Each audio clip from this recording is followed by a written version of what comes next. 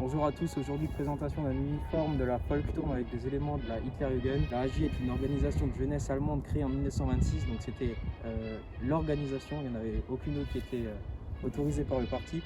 Ici nous sommes bien sur de la AJ et non sur de la GV, donc Jungvolk. En 1944, l'ordre a été donné de création de la Volksturm, elle a été donnée par Himmler. C'était une mobilisation générale sur tous les jeunes et tous les moins jeunes, donc qui étaient mobilisés pour combattre pour les derniers kilomètres carrés du Reich.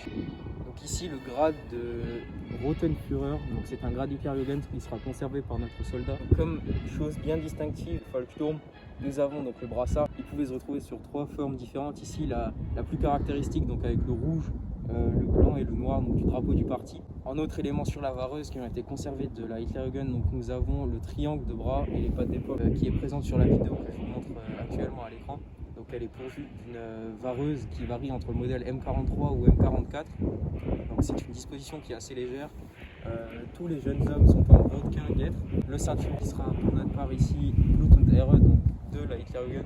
Les uniformes pouvaient varier car en fin de guerre, quasiment rien n'était réglementaire ou rien n'était plus réglementaire que quelque chose d'autre, vu qu'on piochait dans les dernières réserves du Reich et les derniers uniformes qui étaient disponibles. Comme matériel spécifique aux soldats, nous avons tout ce qui est estampillé RZM, donc qui était fait pour les unités paramilitaires, SS, SA, JV, AJ, tout ça par le RZM, donc qui est un tampon que vous pouvez retrouver sur des éléments en cuir, métaux. Ici, nous retrouvons des éléments de la Hitlerjugend, donc le sac à pain qui est spécifique, la gourde, donc une gourde civile que vous retrouvez sur les personnels de la RAD par exemple, donc la Reichsarbeitsdienst, ou alors encore la DA Blut und Ehre, qui était, elle, spécifique au Hitlerjugend avec leur devise qui était gravée dessus, au même titre que sur les boucles de ceinturon. Des décorations auraient pu être retrouvées sur notre jeune soldat. Ici, pour des raisons personnelles, il ne les mettra pas, pour des raisons de casse ou alors de perte. Ces insignes qui ont été beaucoup distribués aux jeunesses hitlériennes sont les insignes de compétences de jeunesse qui ont été institués en 1934.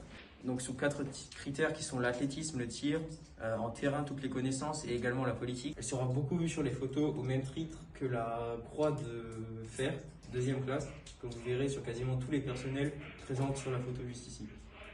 Donc en fin de guerre, le Volksturm était équipé d'armes assez basiques. Il y a eu des armes plus spécialisées pour ces unités, mais bon, le Reich devait défendre ces derniers carrés avec efficacité. Donc le Moser ou le STG sera beaucoup plus vu sur les photos que le VG125, le VG1-5 ou alors le MP3008, qui sont des armes qui ont été produites, mais comme le Folk Pistol qui est produit à 24 exemplaires, ce sont plus des prototypes qui agrémentent le mythe du Volksturm que des armes qui ont été vraiment utilisées par ces unités.